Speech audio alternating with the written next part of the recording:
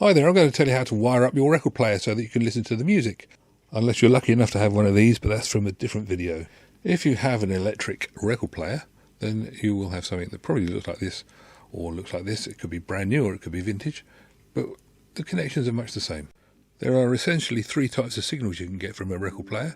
You can either have line out, phono out, or speaker out. I'm going to deal with all three, but let's start off with the phono out. Originally, turntables had just connections direct onto the cartridge like this. They run down the tone arm and then come out the bottom under here. You can see quite clearly there's the bottom of the tone arm, and the wires come out, go onto that terminal strip, and then they go off to the wires to the amplifier, and that would include two signals and an earth. The earth is very important on this sort of system and is used to stop hum. These signals are extremely small, and that's why there's a problem with hum. They have to go to a proper amplifier. Now the old ones like that, you can see have got two terminals and ground on it, just like the other end. The majority of new amplifiers, AV amplifiers and that sort of thing, don't have phono inputs. They have normally line inputs, and that's where you have to start using these things. These are called amplifiers, phono preamps. They've got various names. A lot of them use valves or tubes.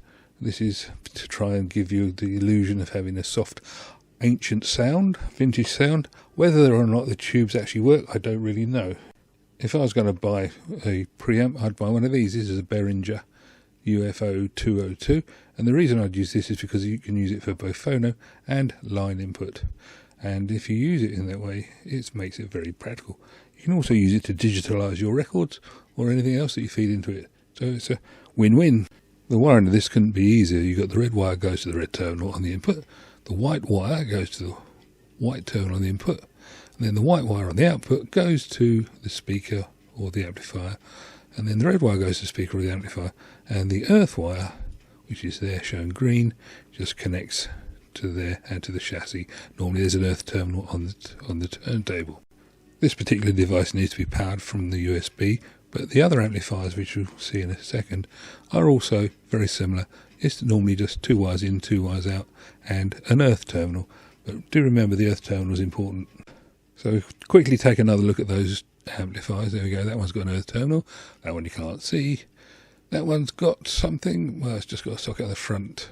So that would be just 3.5 or a headphone jack and things.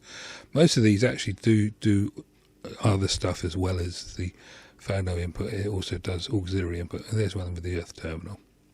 And the most obvious reason for doing this auxiliary input is because you're taking up space on an amplifier that wasn't intended to have record players plugged into it.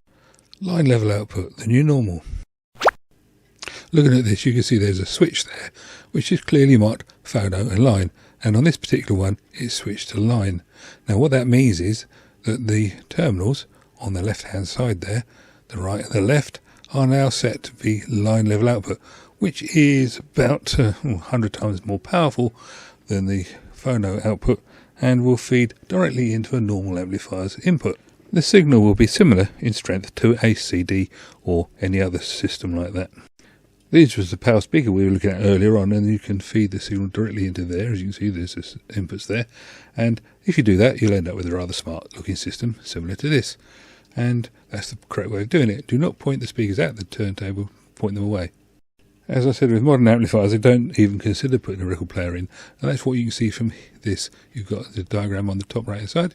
There's laptop, PC, TV, PS4, DVD, etc. RCA input. Well, there's nothing for your phono, nothing for your record player, and that's where you put your phono amp between your record player and the socket there. And that's what I said to you. That's why you've got the extra input on most of the phono amps. Anyway, that makes it nice and simple, and it works very well. So now we're going to look at the amplifier that's the diagram of. And here you can see, nice and neat, but only got a left and right in.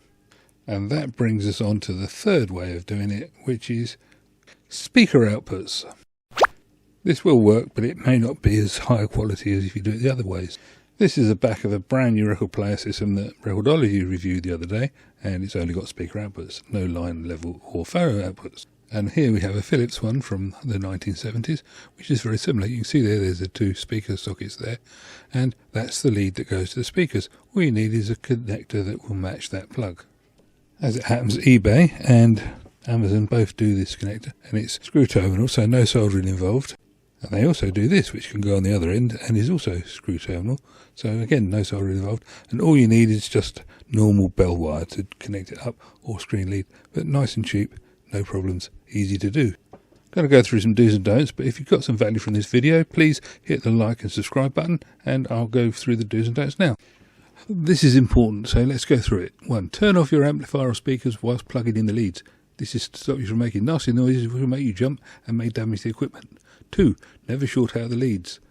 If you short out the leads, at best things won't work, and at worst it could destroy the equipment. So don't do it. Just make sure you've always got the wires where they're meant to go and without touching each other.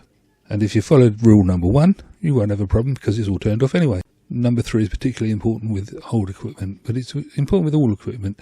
If the amplifier power speakers have got separate on-off and volume controls, always make sure the volume starts low and turn it up. If you cannot hear the sound from the system, turn the volume to a low setting before wiggling anything, because if you go and wiggle it and it then connects and it's on loud, it's going to come boom, and you don't want that, and neither does the equipment. If you've got any questions, please put them in the comments below, and I'll get back to you personally. And enjoy yourself and open the world of records, vinyl, whatever you want to call it, and have a nice time. Catch you another time. There's a good video coming up here. Look at this one. See you later. Bye.